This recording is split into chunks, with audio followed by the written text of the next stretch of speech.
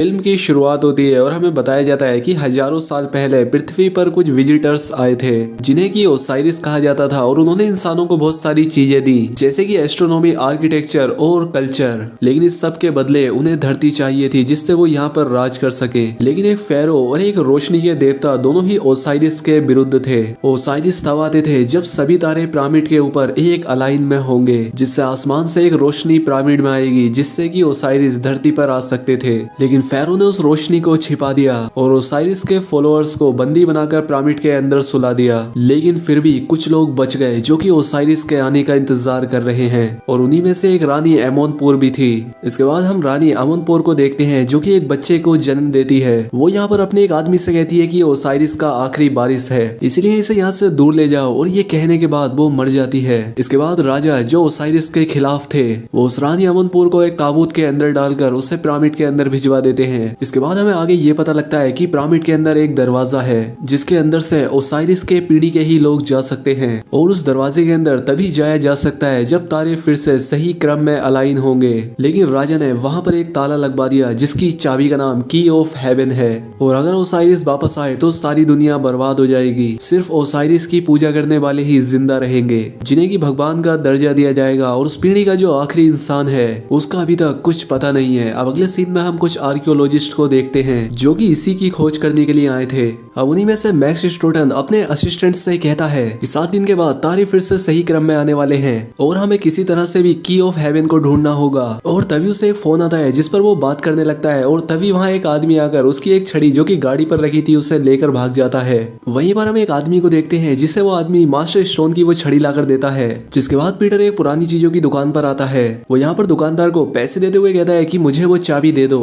जिसके बाद दुकानदार उसे अपने लॉकर से वो चाबी निकाल कर देता है। लेकिन पीटर उस आदमी को मैसन स्टोन की उस छड़ी से जिसमें से ये एक तलवार बाहर आती थी उससे वो उसे मार देता है और चाबी और पैसे उठाकर वहां से चला जाता है। अब मैसन स्टोन भी वहां पहुंच जाता है जहां वो दुकानदार उसे मरा हुआ मिलता है, और तभी पीटर उसे फोन करके कहता है कि अब वो चाबी मेरे पास है और उस आदमी को भी मैंने ही तुम्हारी छड़ी से मारा है जिसमें कि तुम्हारे फिंगरप्रिंट है, और अब मैं उसे पुलिस को दे दूंगा अगर तुमने मुझे अपने मिशन पर साथ न लिया तो। और अब मैसन स्टोन को न चाहते हुए भी उसकी बात माननी पड़ती है। इसके बाद वो क्लेरा नाम की एक लड़की से मिलता है जो कि भविष्य देख सकती थी, इसलिए मैसन स्टोन उससे सवाल करता है कि क्या मैं इस मिशन को पूरा कर पाऊंगा, और वो हाँ में जवाब देती है। लेकिन उसके बाद उसे काफी अजीब से विजन भी आते हैं जिसमें कि ओसाइरिस को मारने वाले फिर से जाग गए हैं, और मैसन स्टोन भी काफी घायल है। अब इससे वो काफी घबरा जाती है लेकिन वो उसे इस बारे में बताती नहीं। अब अगले दिन मैसन स्टोन एक प्रोफेसर और उसके असिस्टेंट एडलर से मिलता है जो कि उसके दोस्त थे। प्रोफेसर मैसन स्टोन से कहते हैं कि कल रात आए तूफान की वजह से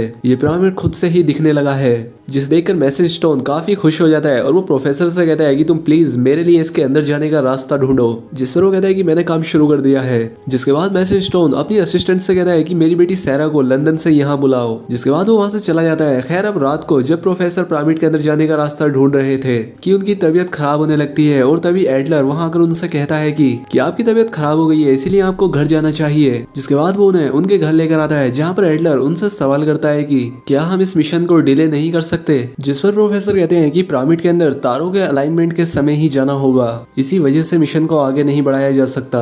अब अगले दिन एडलर प्रोफेसर से मिलने के लिए उनके घर आता है, और अब उनकी तबीयत और बिगड़ चुकी थी। अब वो एडलर से कहते हैं कि मैं इस मिशन में नहीं जा सकता और इसीलिए अब तुम्हें जाना होगा क्योंकि मैंने पिछले 4 सालों में तुम्हें सब कुछ सिखा दिया है और मुझे तुमसे पूरी उम्मीद है। और अब एडलर भी उनकी बात मान जाता है। वही अगले सीन में सैरा लंदन से आकर अपने फादर मैसन स्टोन से मिलती है। दरअसल उसकी माँ की डेथ हो चुकी है और वो इस बात का पता लगाना चाहती थी कि उसकी माँ कैसे मरी। अब अगले दिन एडलर सैरा से मिलता है जो कि उससे प्रोफेसर के बारे में पूछती है, जिस पर वो कहता है कि उनकी तबीयत खराब है और वो हॉस्पिटल में है, इसलिए उन्होंने ये मिशन मुझे सौंपा है। जिस पर सैरा कहती है कि हमें इस मिशन पर एक्सपर्ट चाहिए जो कि प्रोफेसर ही है, और मुझे नहीं लगता कि शायद तुम्हें कुछ आता भी होगा।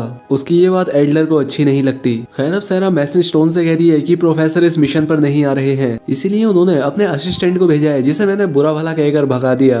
ये बात सुनकर मैसन स्टोन तुरंत उठता है और और सैरा से कहता है कि उससे माफी मांगो और उसे यहाँ बुलाओ क्योंकि हमें उसकी जरूरत है। इसीलिए सैरा उसे फोन करके माफी मांगती है और वापस आने के लिए कहती है और इसलिए वो मान जाता है। खैर अब सभी लोग जो मिशन पर जाने वाले थे वो मिलते हैं और यहाँ पर रोहित भी आता है जो कि प्राचीन चीजों को पहचानने में एक्सपर्ट था, जो कि दरअसल भारत से था। अब इसके बाद ये सभी लोग पिरामिड के पास आ जाते हैं जहाँ पर यहाँ का एक लोकल आदमी शाहिद और कुछ सोल्जर्स भी थे जो कि अंदर जाकर रास्ता ढूंढेंगे। अब इसीलिए ये लोग कल का इंतजार करते हैं क्योंकि तारों के अलाइनमेंट का दिन कल है। खैर अब अगले दिन ये सभी लोग पिरामिड के गेट के पास आते हैं। फिर यहाँ पर एडलर इन सभी लोगों को एक वार्निंग पढ़कर सुनाता है कि जो भी इस पिरामिड के अंदर जाने की कोशिश करेगा वो वापस नहीं आएगा, पर जो ओसाइरिस के पीढ़ी से होंगे उन्हें कुछ नहीं होगा। जिस पर मैसन स्टोन कहता है कि मजाक अच्छा था। अब इसीलिए ये लोग बिना उस वार्निंग पर ध्यान दिए सोल्जर्स से पिरामिड की एक जगह को तोड़वा देते हैं और इसके बाद ये लोग अंदर जाते हैं। लेकिन अंदर जाने पर इन्हें एक और एंट्रेंस दिखाई देता है जो कि अंदर से बंद था, जिसे देखकर मैसन स्टोन कहता है कि जिन लोगों ने इसे बनाया है उन लोगों ने इसे अंदर से बंद करके अंदर ही अपनी जान दे दी होगी।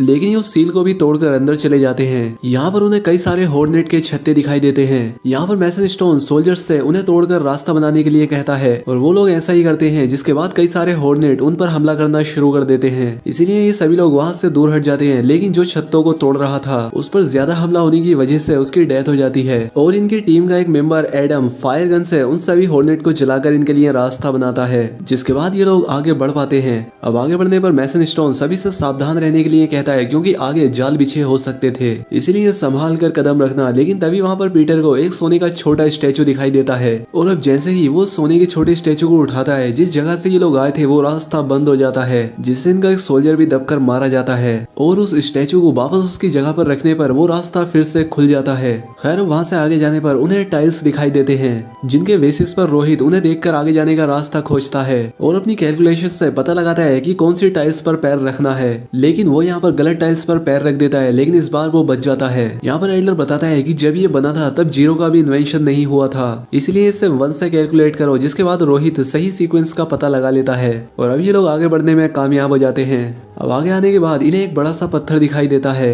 जिस पर एंशिएंट लैंग्वेज में कुछ लिखा था। रोहित और एडलर इसे समझने की कोशिश करते हैं। एडलर कहता है कि जरूर इसके पीछे कोई रास्ता है और उस पत्थर को हटाते ही इन लोगों को सच में एक रास्ता दिखाई देता है, जिसके अंदर आने पर वो देखते हैं कि वो जगह काफी खूबसूरत है और यहाँ पर रानी एमोनपुर का वो ताबूत भी रखा था। लेकिन यहाँ पर बेवकूफ मैसन स्टोन उस ताबूत को खोलकर रानी मैसन स्टोन की मम्मी को निकाल कर बाहर फेंक देता है। ये देखकर सब हैरान हो जाते हैं, जिस पर मैसन स्टोन कहता है कि मुझे रानी एमोनपुर की कोई जरूरत नहीं है, मुझे ओसाइरिस का टेंपल चाहिए जो कि पिरामिड के भूल भुलैया के अंदर कहीं पर है। इसके बाद वो पीटर से की ऑफ हेवन मांगता है और इसके बाद उस चाबी को उस ताबूत में लगाता है, जिससे वहाँ पर एक रास्ता बन जाता है जिससे ये लोग आगे जाने लगते हैं। लेकिन सैरा को यहाँ पर डर लग रहा था, जिस पर एडलर उसे समझाता है, जिसके बाद सैरा आगे बढ़ने के लिए तैयार हो जाती है। मैसन स्टोन और पीटर को सबसे आखिर में रहने के लिए कहता है ताकि वो फिर से कोई गलती न कर दे। लेकिन पीटर इस बात से गुस्सा होकर सबसे आगे बढ़ जाता है और आगे बढ़ते ही उसका पैर एक पत्थर पर पड़ जाता है, जिससे वहाँ का रास्ता सील हो जाता है और अब ये सभी लोग 3 ग्रुप्स में बढ़ जाते हैं। अब रोहित, शाहिद और एक सोल्जर नीचे उतर ही रहे होते हैं कि तभी एक अनजान चीज उस सोल्जर को ढकेल देती है, जिससे कि वो नीचे गिर जाता है। वहीं दूसरी तरफ एडलर भी एक सीक्रेट रास्ता ढूंढ लेता है, जिसके बाद वो सैरा और क्लेरा उस रास्ते से आगे बढ़ने लगते हैं और यहाँ आगे बढ़ने पर उन्हें उसी सोल्जर की बॉडी दिखाई देती है। अब देखते देखते बाकी लोग भी यहाँ पर पहुंच जाते हैं और अब आगे बढ़ते बढ़ते ये लोग एक ऐसी जगह पर पहुंच जाते हैं जहाँ पर की सभी ओसाइरिस को मारने वालों को रखा गया था, जो कि यहाँ पर ममीफाइड होकर खड़े थे। क्लेरा यहाँ पर अब उन्हें एक खास जानकारी बताती है कि जब ओसाइरिस की पीढ़ी का खून टेम्पल पर लगेगा और वो समय तारों के अलाइनमेंट का होगा तो ये सभी लोग जाग जाएंगे और दुनिया को बर्बाद करने के लिए निकलेंगे। ये बात सुनकर सभी लोग डर जाते हैं और इतने में ही एक मम्मी सैरा का गला दबाने लगता है और अब जैसे ही एडलर उसे बचाने के लिए जाता है तो वो एक झटके में उसे दूर फेंक देता है। उनकी चीखें सुनकर सभी लोग वहाँ पर आ जाते हैं और उस मम्मी पर गोली चलाने लगते हैं। इसलिए अब वो मम्मी सैरा को छोड़कर अब उन्हीं के पीछे पड़ जाती है, क्योंकि उस पर गोलियों का असर नहीं हो रहा था। इसलिए वो आखिर में शाहिद को उठाकर उससे सर के बल पटक देती है, जिससे कि वो वहीं पर मारा जाता है। अब एडलर सैरा को बाहर का रास्ता ढूंढने के लिए कहता है और तब तक वो बाकियों को भी वहाँ पर लेकर आएगा और किस्मत से सैरा यहाँ पर दरवाजा खोज भी लेती है, लेकिन वो सिर्फ एक ही बार खुल सकता था, जिसके बाद वो अपने आप बंद होने लगता है। इसलिए ये सभी लोग उस तरफ भागने लगते हैं, लेकिन मम्मी रोहित और पीटर दोनों को पकड़ लेता है। लेकिन वो रोहित को पकड़कर इस तरह से फेंकता है कि वो दरवाजे के पास ही आकर गिरता है, जिसके बाद अब ये सभी लोग वहाँ से बाहर आने लगते हैं। इसके बाद वो मम्मी पीटर को भी छोड़कर होकर दरवाजे की तरफ बढ़ने लगता है, लेकिन पीटर उससे पहले ही दरवाजे के अंदर आ जाता है, जिसके बाद वो दरवाजा बंद हो जाता है। खैर अब आगे बढ़ने के बाद इन लोगों को ओसाइरस के टेम्पल का दरवाजा दिखाई देता है, इसीलिए मैसन स्टोन एडलर से दरवाजा खोलने को कहते हैं। लेकिन यहाँ पर एडलर उस दरवाजे पर लिखी भाषा को पढ़ता है, जिस पर लिखा होता है कि इस दरवाजे के अंदर सबसे पहला इंसान ओसाइरिस की पीढ़ी का ही जा सकता है, वरना ये पूरी जगह डिस्ट्रॉय हो जाएगी। अब यहाँ पर एडलर एक बटन को दबाकर पीछे हट जाता है, जिसके बाद मैसन स्टोन सैरा को एक खास जानकारी बताता है कि तुम्हारी माँ ओसाइरिस की पीढ़ी में से एक थी और तुम उसकी बेटी हो, यानी कि तुम भी ओसाइरिस की पीढ़ी से हो, और इसीलिए मैंने तुम्हें यहाँ बुलाया ताकि तुम पहले अंदर जा सको। ये सुनने के बाद सैरा बिना सोचे समझे आगे बढ़ती है, जिसके बाद एक जोरदार रोशनी के साथ दरवाजा अपने आप खुल जाता है और तभी इनके पास वो मम्मी भी पहुंच जाता है। इसीलिए अब ये सभी लोग दरवाजे के अंदर जाकर दरवाजा बंद कर देते हैं और अब इसके बाद इन्हें ओसाइरस का टेम्पल दिखाई देता है, जिसे देखकर रोहित कहता है कि किसी तरह का एनर्जी जनरेटर लग रहा है। यहाँ पर तभी एडम सैरा को पकड़ लेता है और उसे एक जगह पर बैठाकर उसका हाथ बांध देता है, जिसके बाद मैसन स्टोन रिवील करता है कि मैं सैरा का खून इस जगह पर गिराऊंगा, क्योंकि अब तारे अलाइनमेंट में आ चुके हैं और ऐसा करते ही ओसाइरस धरती पर आ जाएगा, जिसके बाद सारे ममीज जाकर दुनिया को खत्म कर देंगे। और अब जब एडलर सैरा को बचाने के लिए जाता है तो एडम उस पर गोली चला देता है, लेकिन वो गोली रोहित अपने ऊपर ले लेता है, जिस वजह से उसकी जान चली जाती है। सैरा मैसन स्टोन से पूछती है कि तुमने मेरी माँ के साथ क्या किया, जिस पर वो कहता है कि ये रिचुअल सिर्फ ओसाइरस की पीढ़ी की लड़की से ही पूरा हो सकता है। मैंने उसे सारी बातें बताई, लेकिन उसने मेरा साथ देने से मना कर दिया और इसीलिए मुझे उसे मारना पड़ा। ये बात सुनकर सैरा काफी हैरान और दुखी हो जाती है, क्योंकि उसके फादर ने ही उसकी माँ को मार दिया था। मैसन स्टोन अब उसका जबरदस्ती खून गिराता है, जिससे कि अब सारी मशीनें शुरू हो जाती हैं और अब उसमें से रोशनी निकलकर सारी ममीज पर पड़ती है। अब यहाँ पर मैसन स्टोन ओसाइरस को लाने के लिए कुछ मंत्र पढ़ने लगता है, यानी ये मैसन स्टोन चाहता है कि ओसाइरस धरती पर आ जाए और जो लोग उसकी पूजा नहीं करेंगे वो उन्हें मार दे और उसकी पूजा करने वालों को भगवान का दर्जा दे, क्योंकि मैसन स्टोन का यही प्लान है। दूसरी तरफ एडलर एडम को गिराकर सैरा को बचा लेता है और सैरा एडलर से गन लेकर मैसन स्टोन को वहीं पर शूट कर देती है और वो यही सीन है जो कि क्लेरा ने अपने विजन में देखा था। मैसन स्टोन के मरते ही पूरा रिचुअल रुक जाता है और अब वो पूरा पिरामिड गिरने लगता है, इसीलिए सभी लोग वहां से बाहर आने की कोशिश करते हैं और काफी मुश्किलों का सामना करते हुए वो लोग बाहर निकल आते हैं। अब उनके बाहर निकलते ही प्रोफेसर भी यहाँ पर पहुंच जाते हैं, जो कि क्लेरा से कहते हैं कि वो फिर से आएंगे और तभी वहां से एक हॉर्नेट भी बाहर निकल कर आता है, जो कि एक हिंट देता है कि इस कहानी को आगे भी जारी किया जाएगा। और अब इसी के साथ ये फिल्म यहीं पर खत्म हो जाती है। चैनल पर पहली बार आए हैं तो वीडियो को लाइक और चैनल को सब्सक्राइब जरूर करें। मिलते हैं हमारी अगली वीडियो में।